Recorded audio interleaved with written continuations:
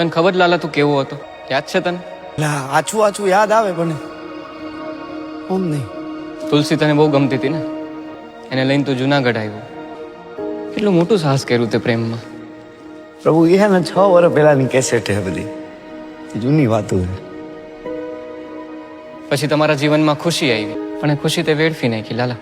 સમજ્યા કે તારા જીવનમાં મુશ્કેલી આવી છે જ્યારે ખુશીનું એક્સિડન્ટ થયું ત્યારે, પણ એના પછી તે શું કર્યું? શું મારે એ બધું કરવું નતું, પણ કેમ થતું કે મને કઈ ખબર જ ન પડી. વ્યાજે પૈસા લીધા, ખરાબ સંગતે લાગી ગયો, દારૂની લતે ચડી ગયો, રોજ રોજ દારૂ પીતો હતો ને. તું રોજ કેવી હાલતમાં ઘરે આવતો તો તને યાદ છે? ક્યાંથી યાદ? તું જેને હાટું થઈને જુનાગઢ આવ્યો તો તુલસી, એના ઉપર હાથ ઉપાડતો તો રોજ. શાંતામાસી તારા કોણ થાય ખબર? મારી માં જેવી. તારા માં જેવી છે. શું કીધું તું ધક્કો મારીને? મરદ. તારા ઘરમાં તો કોઈ મરદ નથી મારા જેવું. તું તારી જાતને મરદ ગણસ ને. હલવાઈ ગયો હો આ ઘરમાં, નીકળી નથી હકતો. ઉભો ઉભો રોવે મરદ. મરદ ઉભો ઉભો રોવે છે. મરદ 2 દિવસ પહેલા મરવા પડ્યો હતો. લાલા તને શું લાગે છે કે મરવાથી બધું સારું થઈ જાય?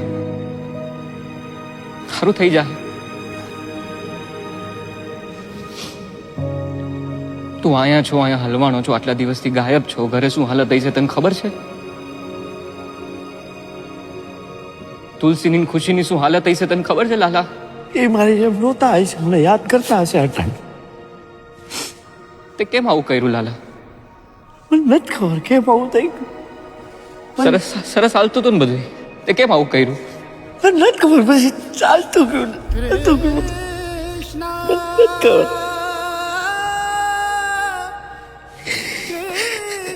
મમ્મી, પપ્પા ક્યારે આવશે? ઓલા પેહુના મમ્મી કહેતા હતા પપ્પા મરી ગયા. ના આવે, પપ્પા જીવે જ છે. તું જો આ પિંક કલર કેટલો ફાઇન છે, કરવા માંડતો.